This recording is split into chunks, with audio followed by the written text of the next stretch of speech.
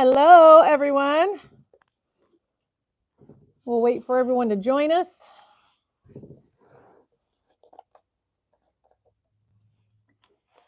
Got some people jumping in. Dolly's already on. Hey, One of Dolly. our winners from last week's Woohoo! Hey, Dolly, tell me, I got a mic. Yay, yay. Tell me how it sounds on your side. Yeah, we got technical difficulties getting worked out. And we have horizontal. I mean, I'm 2 for 2. So pretty good. I'm going to give you a rundown of what we're looking at. We have a rock edge profile L shape. It's kind of a signature look that I like to do for the rock edge style. It's a little different than most people's application methods, but it's great. Getting people joining? Christy's on. Hey, Christy. Which one? Murawski? Yep. Hey, Christy. So how does it sound? How does it sound? You guys can hear me a lot better this time, hopefully. Let's get some feedback from the guys. Yeah, let me know how the sound is with the mic. I'm just going to put my B in here while I'm waiting. No, I'm sorry, my A. Dolly says she can hear you loud and clear. Yay. Linda McGee's here. Linda McGee. I love that we have a nickname for you already. Savage Patriot is telling me to get a mic on. He needs a mic? Yeah. Really? You want to hear him that loud, Corey? Yes. Oh, dear Give God. me a mic. Ah. Thank you.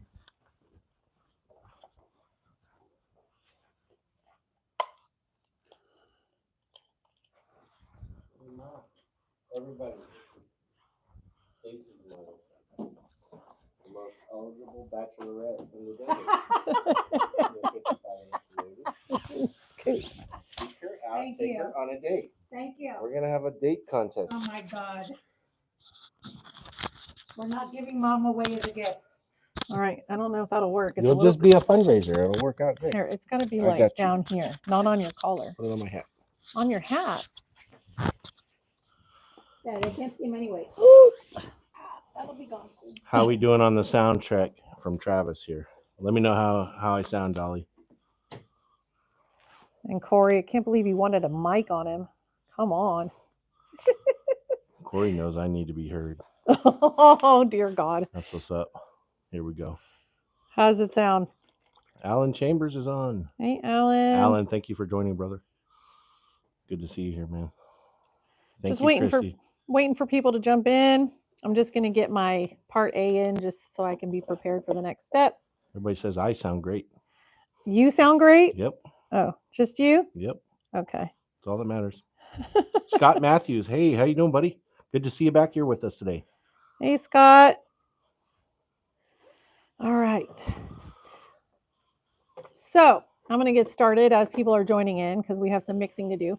What we are doing today is a pour using the brand new non-yellowing PolyKote, which is a hybrid coating for countertops that creates the most amazing effects. And it's something that we started using in our business a couple months ago and haven't turned back. So we love it. And we're going to show you a new design.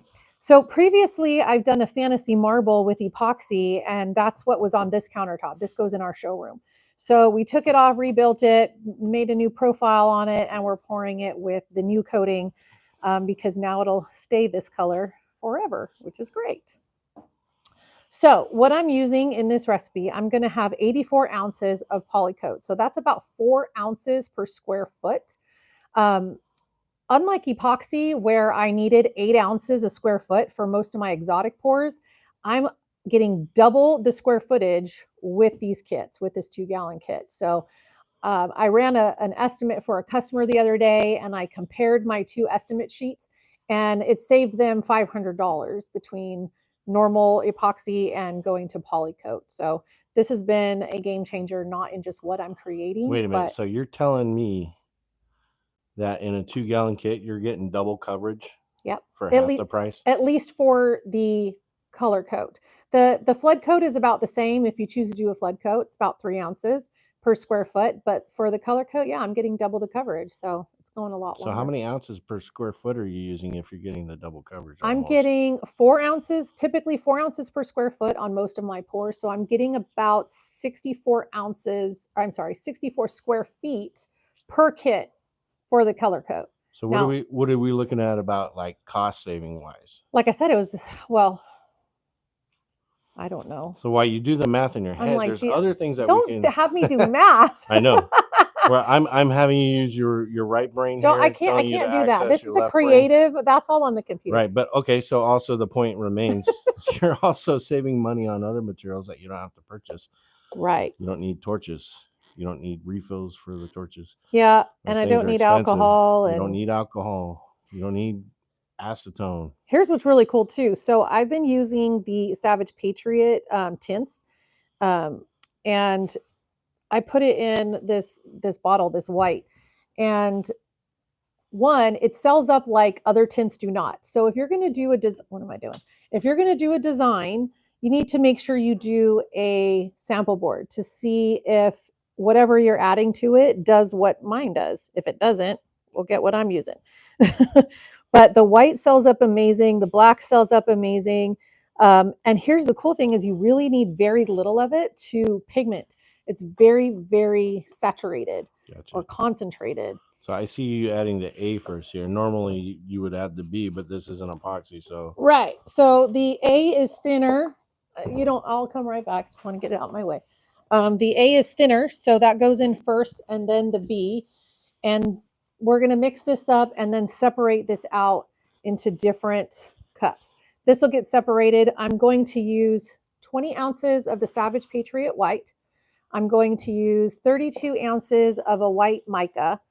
I have 14 ounces of dry ice and 14 ounces of Nebula. These are from another brand called Resins.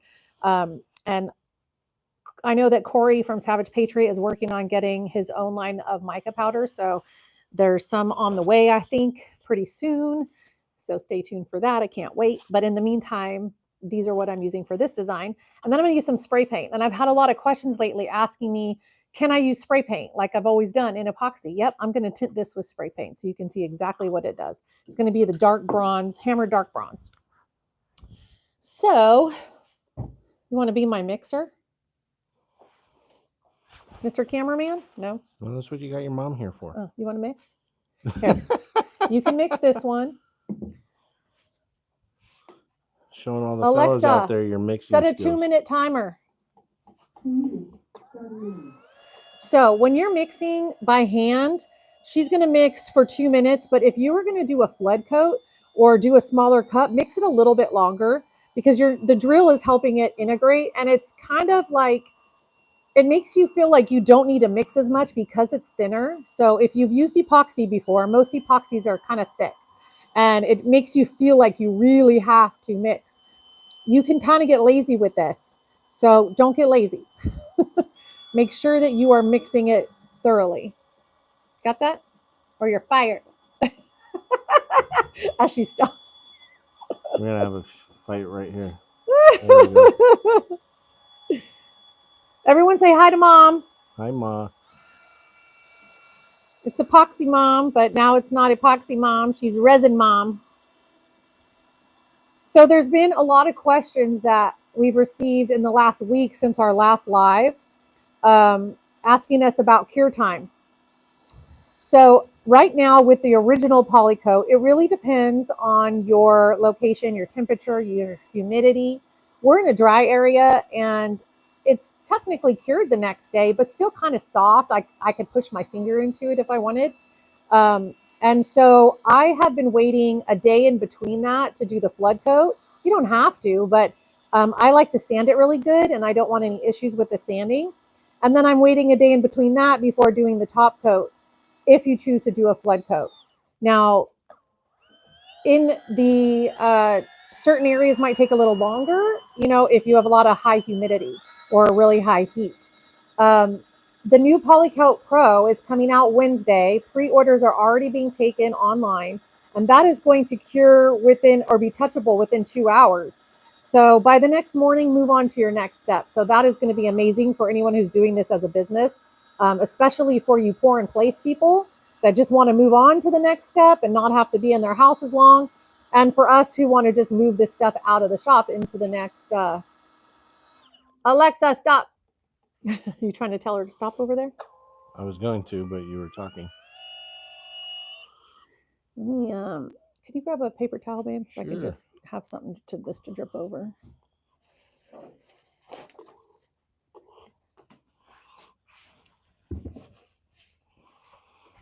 I'm just gonna move this over here.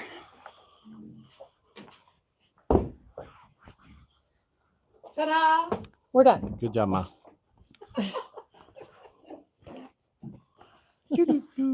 My mom was here earlier and we had some time to kill, so we did this like test on a canvas board. No, you don't need to pan to it. We're just Oh yes. no. Listen, we're just testing out this little canvas board to see will it hold, and we used way too much PolyKote, so it just kind of flowed off. It still looks cool, but it looks different than we originally planned. And that's because, you know, we just wanted to see, will it bow and will it bend? But she was just like me playing with it. It was like, that's all you got to do. That's it. Right. And she wanted to keep playing with it. And so that's the struggle, is being able to walk away. So here you go, like, I don't know, 6 1,000s-ish for this, for the white. And then we will test it to see if it is the right consistency. Oh, hey, Scott Matthews had a question. What's the difference between PolyKote and a regular epoxy? PolyKote, a good, very good question. While you're standing there, can you get me the alcohol in the squeeze bottle, please? You got it, babe. Thank you. We weren't using alcohol. I'm going to get right to you, Scott. The reason why I'm sending him for alcohol, I have put the mica powders in here and I create a little bit of a slurry into the container first, and that just helps the mica powders integrate with the PolyKote. So I still do that just like I did previously. So the difference between epoxy and PolyKote, other than the fact that this is a hybrid coating, one, it's non-yellowing, two, it's actually stronger than epoxy. The consistency is different. So when I pour this out, I want you guys to keep that in mind. It is thinner. So if you've used epoxy before, you have to kind of like retrain your brain and realize that what you used to do with epoxy, you no longer can or have to do. So what I mean by that is I was always called like the exotic pour queen, right? I love doing exotic pours. It became my favorite design. And with an exotic pour, I would tape the edges and do 8 ounces a square foot of epoxy, have to wait an hour to pull the tape, manage the drips, right? It's quite the production. With this, with PolyKote, I don't have to do any of that. Because it is thinner, it doesn't work as well if you're trying to layer those colors in your cup. It just starts kind of mixing together. It gets a little muddy, in my opinion. There are still some people that are using it that way and they're finding good success, but I find that you don't need to. You can just put the color out and use a roller, use a stick, use a heat gun. I think you're good there. She's just going to keep mixing. I just want to check my transparency. So here's how you check this. So as I pull this up, I can kind of see through my stick. It's a little bit transparent. So I'm going to add a little bit more pigment, and you can mix it a little bit more since you were having so much fun over there. The working time is kind of similar to what I was used to. It's just slightly shorter, but man, I haven't needed to work it that long. This is 32. Otherwise, you know, it's very similar in the finish. Still going to have a beautiful shine. It's going to flatten out. You don't need to torch it like you do with epoxy. So that's a big difference. The bubbles just disappear on their own. So it really does level out well. Here you go. So we're going to do, what's the easiest way here? So do I want to leave my 4 at the bottom? Yeah. So. While you're getting mixed, I'm going to ask you, what did you do to prep this rock edge here? Great question, Travis. Oh, so good. Chris Royce is with us. Awesome. Hey, Chris. Royce, he's Southern Comfort or Southern Comfort. No. Southern Custom Surfaces. He used to work with us for a couple of years until he had enough confidence to start his own business in another state. He moved out and did it moved on away, his own. he's killing it out there. So thanks for joining us, brother. So to answer your question, what I did was I fogged the edges with multiple colors. I used, ooh, that was a lot more. I'm gonna Dark bronze. I used walnut, dark walnut. Oh, he took the phone. Oh no, put the phone back. I'm just showing them the features because you're bagging it with spray paint. So I first fog it and then I bag it. So I fog it to give it some undertones and then I bag it. And that way I can create those effects that when the material flows over, you can still see that through. There you go. Let me check. So I'm using the spray paint. This is just Rust-Oleum hammered dark bronze. I'm going to spray it on top of a paper towel because sometimes my cans get a little crazy. You can go over there, Mom. She's feeling much better. Thank you. Yes, thank you. So all I did is a couple squirts, like 5-6 squirts. That's all you need. You don't want to use too much spray paint because it will thin out your already thinned material and you don't want it to change the integrity of the product. Now this didn't do anything. It's way too transparent. So I'm going to add a little bit more. Chris said that rock edge makes you smile. Tell me about that. Why does it make you smile? The rock edge makes me smile? Makes him smile. Oh, I don't know. Chris, tell us why it makes... I put him through a lot of crap when he was working with me as a fabricator and installer, and like he knows how like specific and meticulous I am with any kind of profile that I use. So that's pretty good. We use two applications of the Bondo. We don't just do one and call it a day. We go over it twice to get extra added depth, relief, and effects. But if you want to learn how to create your own rock edge, we are going to be hosting our own Artisan Academy classes starting in September.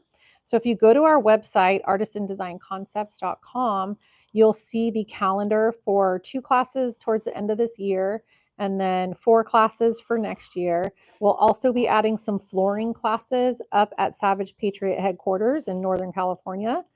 And so make sure you get on there and register soon so that way you reserve your spot. But you will learn how to fabricate your own countertops, how to make this beautiful rock edge, a chiseled rock edge, a smooth edge, all the different applications that you might want to use either in your home or your business. And then we'll show you 2 days of pouring and techniques. And then we'll do a business day, teach you everything you know to run your business, which includes a $2,500 contract that we had made for us by our lawyers here in California. And we use it every day in our business and continually update it as we see fit. But we spent a lot of money to have them create this, and you get it as part of the class. So great deal, right? Yep. Oh, thanks, Chris. All right. I think we're ready. All right, what we got going on? Just gonna move everything out my way. All right, I'm gonna take a nap. Let me know when you're ready. Let's We're put gonna do a that little over shop tour. Oh, what's that over there? Panning to the left. That's a white countertop. Okay, squirrel. Squirrel. Okay. And I we're am back. using a 4-inch high density foam roller. I was using, last time you saw me using a cute little 3-inch roller. That was fun. I like that on smaller things. And then also the normal 1/4-inch nap rollers I was using, but I noticed that this just glides through even easier and I don't have to worry about taping it off or leaving any dust behind. I'm going to get a little close per request. Somebody wants to see the grays up close. Oh, sure. So we have dry ice, which is a light silvery tone. Okay. And then we have, and you can see how thin it is, Nebula, which has a warmer, almost mauve type tone, because this is a warmer countertop that we're doing. So the dry ice is very light in terms of that. It's not a dark gray, it's real light, and the Nebula is real light. But when it all plays together, it looks really cool. Mm-hmm. So you can kind of see the warmth on the one on the left here, guys. Yeah. And what do we got over here in the small cup again? The dark bronze, hammered dark bronze spray paint. Mm-hmm. Okay, that's a Rust-Oleum brand. Yeah. Okay. And then kind of, let me see that roller real quick. So this is just a 4-inch so they can kind of see foam roller. Yeah. It's not furry or anything. It's just real kind of foamy. Yeah. It works great. And this is white mica. And then I have the Savage Patriot white tint, which is super white, like crazy white, which I love. awesome. We're kind of on a white kick right now, doing everything we can in whites. We're infatuated with white right now. Because we can. All right, so similar to what I've done before, I'm going to pour this out and then move my roller through it. I did a melded marble this week. Someone asked me, can I do a melded marble? And yes, you can. And I'll show that on the next video or next live. So I'm going to back up just a little bit so that way you can kind of see the scope and how she's pouring. So it's an L shape, right? And so when you're doing an L shape, you don't want to make your vein go one way and then turn, because natural stone isn't going to do that. So you want to do a diagonal type of look. So I'm going to put my lines out. Now keep in mind, it's not going to stay this direction or this pattern, but I'm going to always try to come at an angle so that way it can continue to flow and look like one piece of stone, if that makes sense. So I do see some people making these veins. You don't have to go at a certain 45, you just want it to be kind of natural. Now, here's the cool thing about a rock edge. I don't worry too much about the edges. We're going to rub this stuff in at some point here, but I'm not too worried about them because I want to see that rock edge. I want to coat it, but I don't want to hide all the cool effects. So I'm going to not have to worry about my edges as much until we're a little bit closer to the end. All right, so I'm going to add in the white metallic. The white metallic mica. Mm-hmm. You don't have to, I like to use a little bit of caution. You don't want to, you see it's a much thinner than epoxy as it's coming out. So you don't want to pour too fast or you're going to lose it all. And don't worry, guys, I'm going to get closer. Yeah. Once she kind of gets the colors to start having a little fun with each other, because right now she's just trying to lay out the structure of her flow. Yeah. What he said. You like that? Jeremy's off right now, dude. It's like 5:30. He's gone. So Linda McGee is saying no skim coats. Don't need to really. Now it's you can do it both ways. So some designs I'll put the whole thing out and just, skim it a little bit with my base color and then start pouring that out. You can do that. But with this, I'm going to kind of push it around where I want it. And because you'll see there's a lot of gaps. I only have a little bit of material left, right? So even before I continue, I'm going to almost skim coat it just by pushing things a little bit together, right? Because it may be real thick right here and I don't need to waste that. So I'm going to move it around just a little bit and then I'll continue to pour out my colors. But this will help kind of just spread it out a little bit. Mm-hmm. I'm not trying to blend them necessarily right now. You tell me when you want me to come in and start taking a look at things a little bit closer. Yeah. So I'm doing bigger bands of color. And I have fogged the surface too with those same spray paints I did on the edge, because some of these colors are really like transparent in nature and you can make them, more opaque, but I'm okay with seeing down underneath it. Two comments here. Chris is saying no torches, ? No torches, Chris. Yeah, he's kind of taking a look at this stuff for the first time here. And I think he's a little flabbergasted on, some of the things that you just simply don't need with this stuff. Yeah, you just don't. And Cassie is saying that I don't know how you do epoxy with your hair down like that. Very carefully. You know what? When I pour for real, customer projects, I put it up because I'm all over the place. She's just trying to look good. This is the dry ice. When I'm live, I try to at least to whip it around like a diva. I at least try to look human, Usually I'm a hot mess because that's looks good. I'm just adding this in. Again, these colors are all going to move through and blend beautifully. It's a soft design for this. So you can see that nebula and when he comes in close, the nebula and the dry ice look very similar next to each other. There's a slight difference, but it just blends nice. It's not big, bold changes of color. To reiterate, there is a 15% off sale. Okay, and a lot of other companies out there, they're throwing their mega deals at you right now. Let me tell you something. With the way Stacy kicked this video off explaining you can get double coverage for basically half the price, there's savings in that alone on top of the 15% that we're doing. So, So the code is Memorial15. Go to SavagePatriotPolymers.com and you can purchase anything, not just the PolyKote. You can do the PolyKote Pro. You can do SP Elite, which is the top coat. You can do their flooring material, diamond tooling. They have some excellent diamond whatever you tooling. want. We use all of their stuff.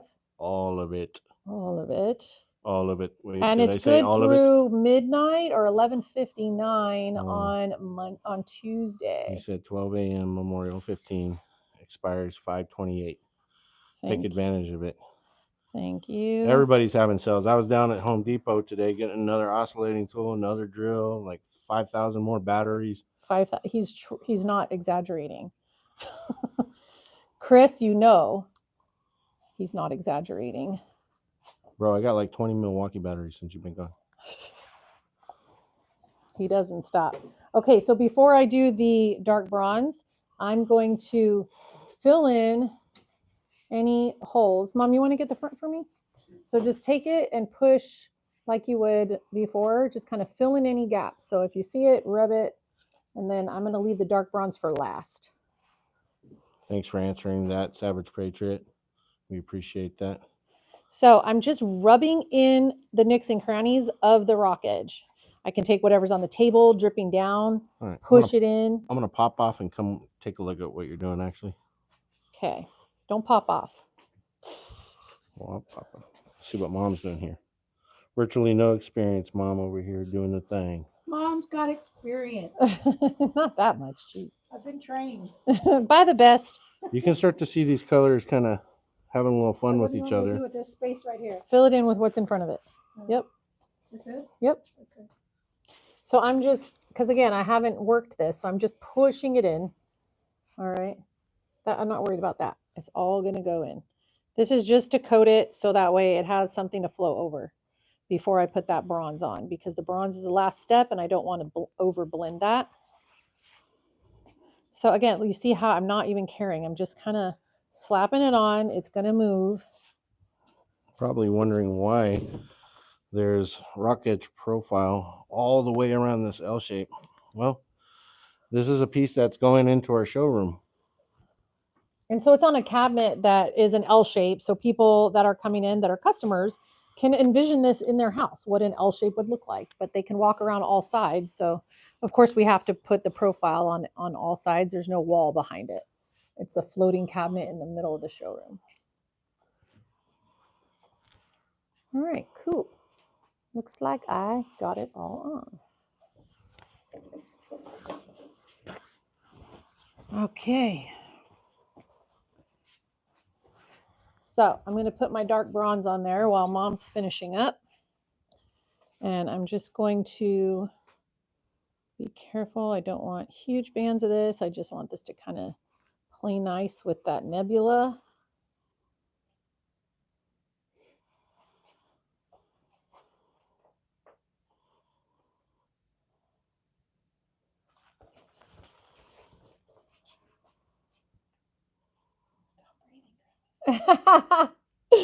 Stop breathing, Travis, Mom said.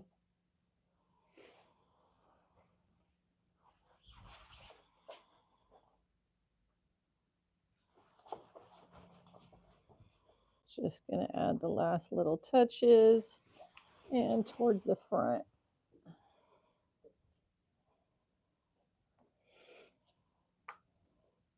All right, there we have it. And we're done. No, just kidding. So Linda McGee had a question. Yeah. Oh, sorry about that. She said, would copper look good with that instead of bronze, or what color, other colors could you use with this? Oh yeah, copper would look really great. Any dark browns, doesn't have to be bronze, but copper would look good. Gold would look good. hints of gold, because it's all about the warm tones. So we've been doing cool tones in our last lives, and so I want to show you some warmth. Not everyone wants a ton of darkness, so you can add a little bit of like a beige tone in here too, and warm it up that way.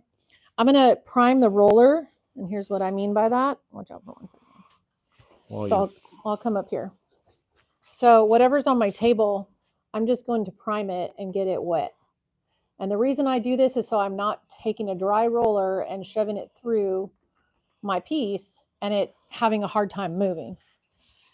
Now, I like to use more of the tip of the foam roller and not just the whole thing. So I'll kind of angle it and move it. Like a knife. Like a knife. I was like, cut through it, Mom, cut through it. So I'm going to start here and slide it. I'm not putting a lot of pressure. Just pushing. Just pushing. Push, push, push. But not too hard. Not too hard. So I can see the substrate, but it's going to continue to move and then float back in. So I'm not too worried about that. Okay. I'll come right back and cut and twist and turn it. I want some colors to like remain untouched, right? Because I don't want a bunch of zigzags, but so if there's like some big bands of colors, that's good. I'm going to leave a lot of white in the middle, and I'm going to, anything that doesn't look natural, I'm going to start cutting through and turning. Cassie wants to come visit. I told you come do the class. Come on, girl. Tell Vic this is a business write-off. So you don't have to even go all the way, right? So I want some directional changes here. I might scoop up a little bit more of that bronze for this edge. And I'm going to let this kind of move and meld for a little bit on its own. Push this through. But very, very soft. Okay. I'm going to do the same thing as I move all the way across. I'm going to cut through the white, I think, just a little. I like a big area of this silver. And I'm going to turn it. Doesn't look like it's very complicated to do. It isn't. It really, this product makes it so easy to create designs that look like stone. See, I'm barely touching this now. Like I just want to like a real dainty vein that kind of cuts through that white, blends in here. I'm barely touching it with the edge of my roller. It is not complicated to create these amazing designs.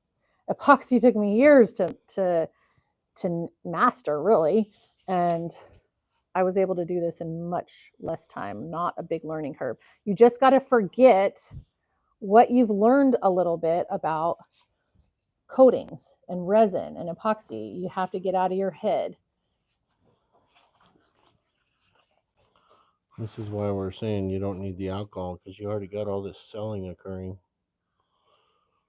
Right over here. Right there.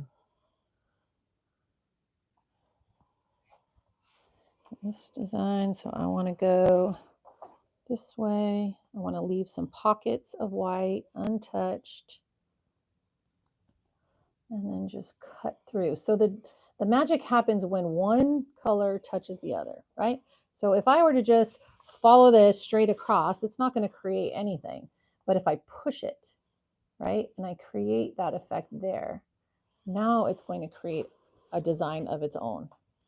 Chris asks, how much does it move when it settles, or does it stay like it once it's already been moved? Depends on how much product you're using.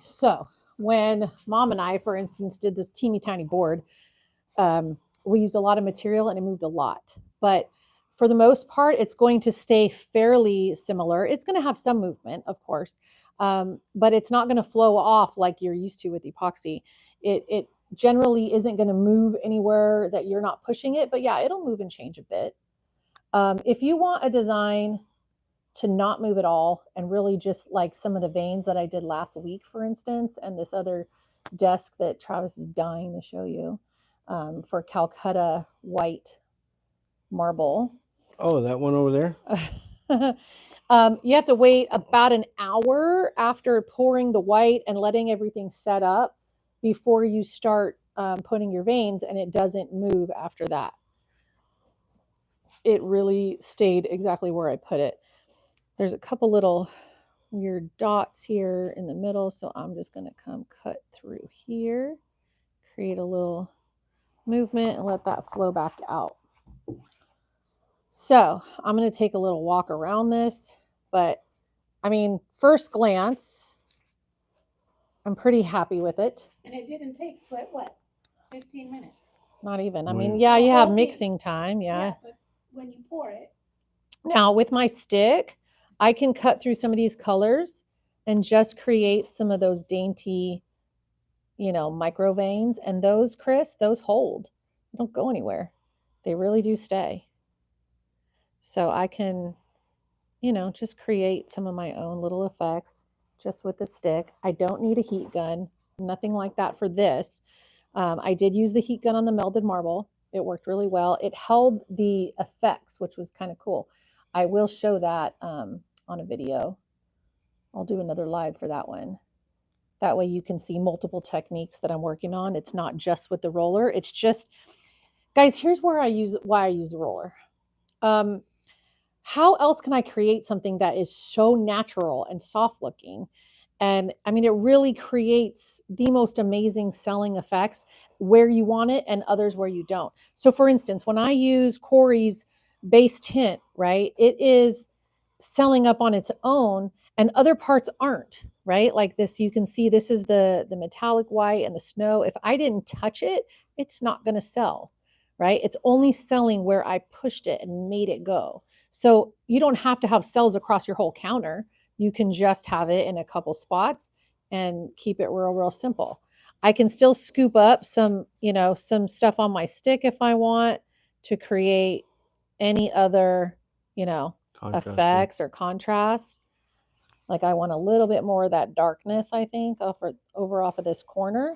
And I know it will flatten out and move and self-level, but I can take my roller to that if I want. I can put some lines in there. I don't like lines like that. So I'll take my roller, dip it in. Deleted. Right? And I delete it. So I'm going to push this like this because I want a little bit of movement over this corner. Okay. Just want a little movement over this corner. And then I'm going to let it sit because I know it's going to do cool stuff once I just let it be. I don't see anything else that I don't like. Whoa, careful there. Don't fall into the counter there, babe. The selling right here. Oh. But it's a very soft look. So the colors you can see blend beautifully right here. It's not a lot of craziness. But then you get, can you see this on the camera? Like this dainty type of like microcells and like kind of feathering out right here. Yeah. Where the silver and the white meet.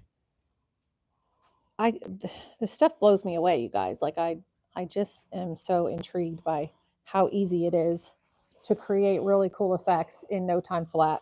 Chris is talking about the spider under the desk again. Okay, we don't need to go there, Chris. We don't need to go there. I'm going to add a little white to that front. So let me squeeze around.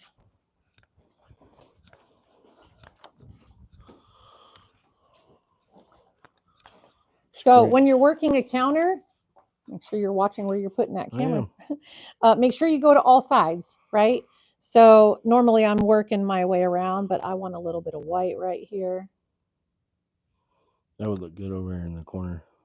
Where do you see that? Where? Back over here on the straight across from you in the corner. Oh, back there, some white? Yep. Yeah, I can do that. So this is just adding a little extra vein. Brighten that up. I might do a tiny bit on this front edge as well. Stick, I'll go do some white. In the trash can. No. Yeah.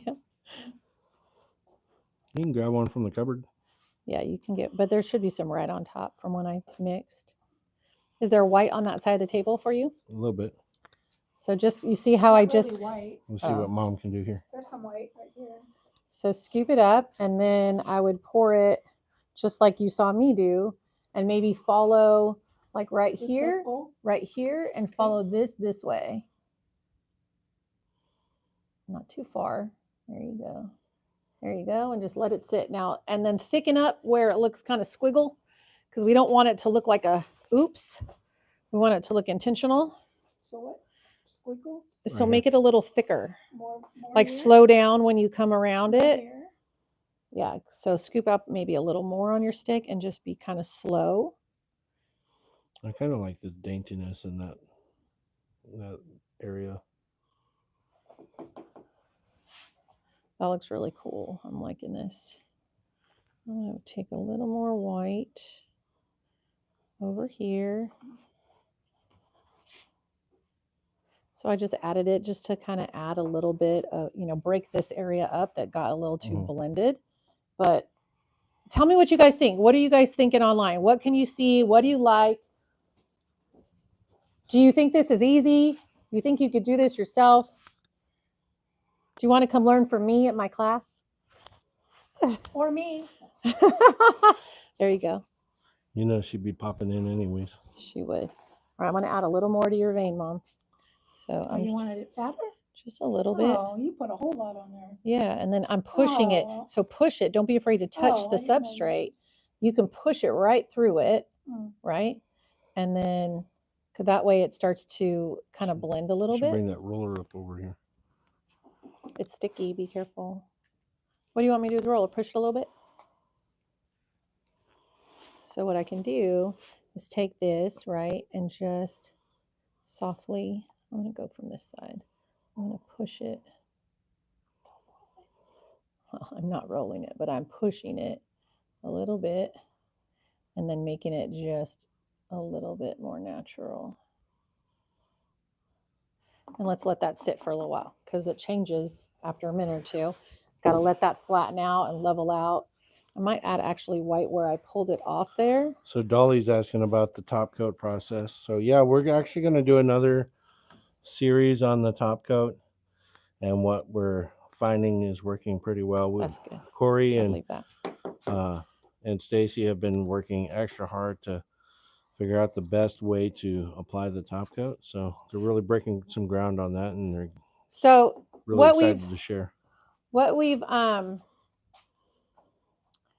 decided, or what I've figured out so far, the best combination for me is using a 6-inch roller, 1/4-inch nap for the wet roll, saturating everything really well, and then coming and back rolling it with the same wet roll, right, to smooth it out. And then using our 9-inch, 1/4-inch nap roller to do the dry roll. Going forward one direction. Primed. You can talk. You have a mic. Oh, I don't want to interrupt you. Okay, so whenever we're doing the dry roll, because that's kind of like my jam, is I like to prime the roller a little bit. So I'm not putting a dry, very dry roller up on the top coat because it's actually lifting product off. Just like I did here, guys. Just like I primed this roller, you prime it just a little bit. You're not saturating it. So like if you're using a pan and you're kind of rolling off on the back, use whatever that leftover is on the back. And then you're going to dry roll it. And I found that going over it twice has been sort of the magic. Going over it once, taking a look, and then do it one more time, really, really light. And it so far, we did that on the last counter that we did live, and it turned out beautifully. So far, that's been our key. Now, timing wise on the top coat, again, depends on your area. I suggest you test how hard your material is. If you're using PolyKote Pro, next day, sand it, top coat it, 320, wipe it clean, good to go.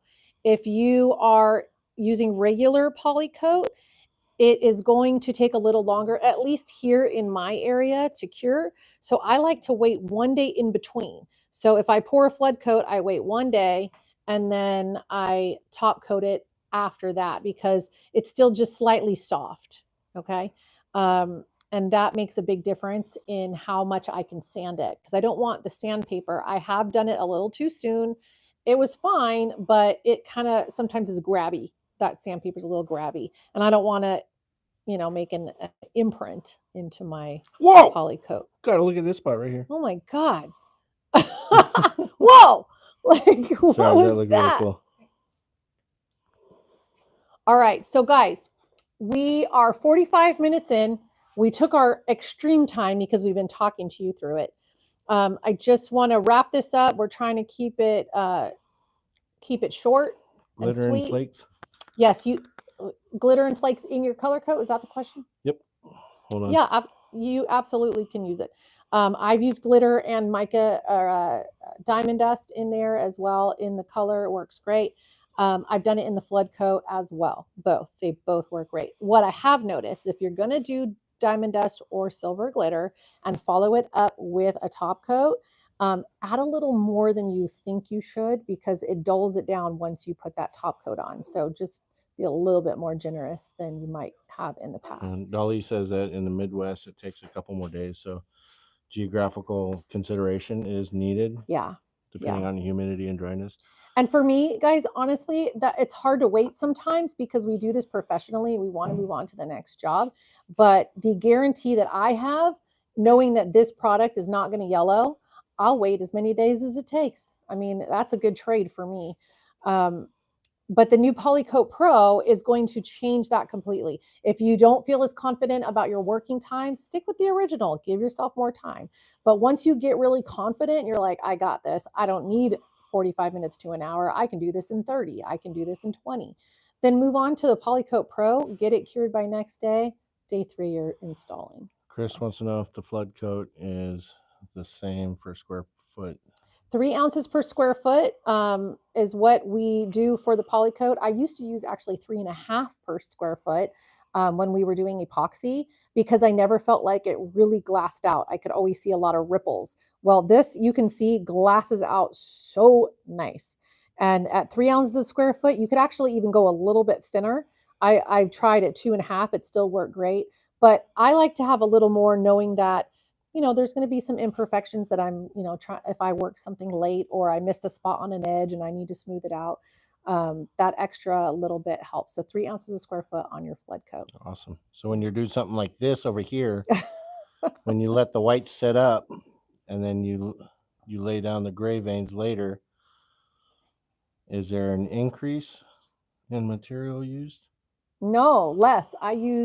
On that design, I used 3 ounces a square foot for my color coat, not 4 or 5. I used, the majority was all of the white, and then I had about 1 ounce per total for the entire part of the gray vein, maybe 2 ounces.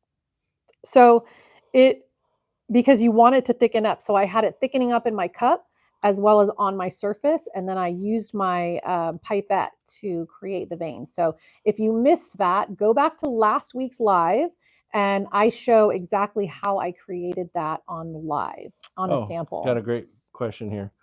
Now, I'm kind of stubborn, y'all. So I use alcohol and acetone to clean my hands because they're just like thick as rhino skin.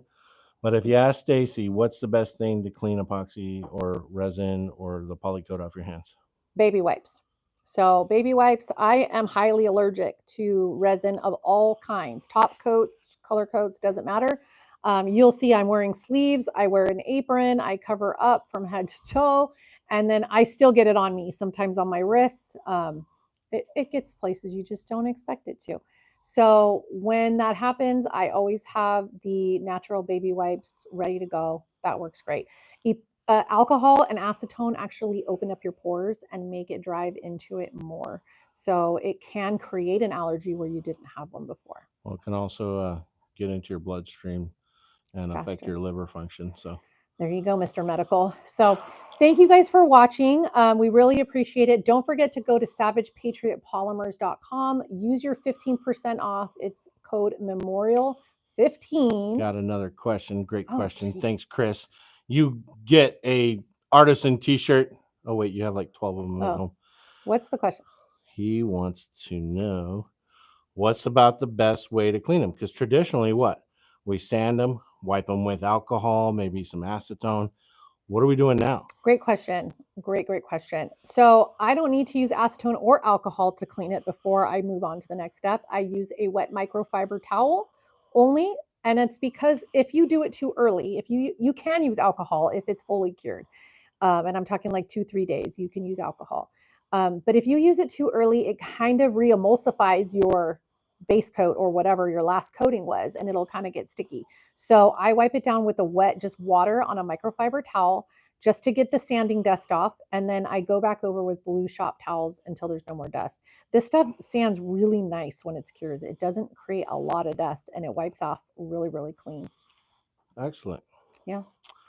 All right. I think that covers it.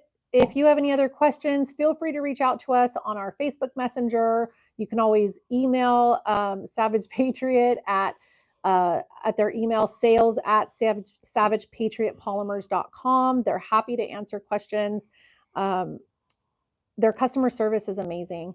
And here's the thing I love is that they really care about their customers and their final results. So we're really grateful to Corey and Brylin and Mark and all the gang over there. So thank you for everything you guys are doing. And we love the fact that you are innovative, because changes in our industry is what keeps this industry growing. And we can't get stuck in the Stone Ages and just feeling like we have to use what's really old and tried and true when there's something new and amazing and guaranteed to work better. So I'm excited for it, and I love all of the things that are coming out. And guys, Savage Patriot is coming out with a lot. I can't tell you what they are right now, but there's a lot. So just stay tuned. Stay tuned. So one more question. And is the selling actually reduced when you work it? Yes, you can see, for instance, the veining on this one has no cells. If I were to push my roller through this again, yeah, I would reduce all the cells because I'm cutting it off. Yes, some of it would still, somewhat pop back up because it's just what happens naturally. But yeah, the more you work it, the less you'll get the selling, if that's what you want. If you want cells, try not to touch it as much. I know, fight the urge. Awesome, guys. Thank you so much for joining us. We really appreciate it. Please make sure you subscribe to our channel so you get the notifications for our next video, and we'll see you on the next one. I don't know how to stop it. Hit stop. There's no stop button. End live? No. No. X. Yes. And. Okay. All right. Bye-bye.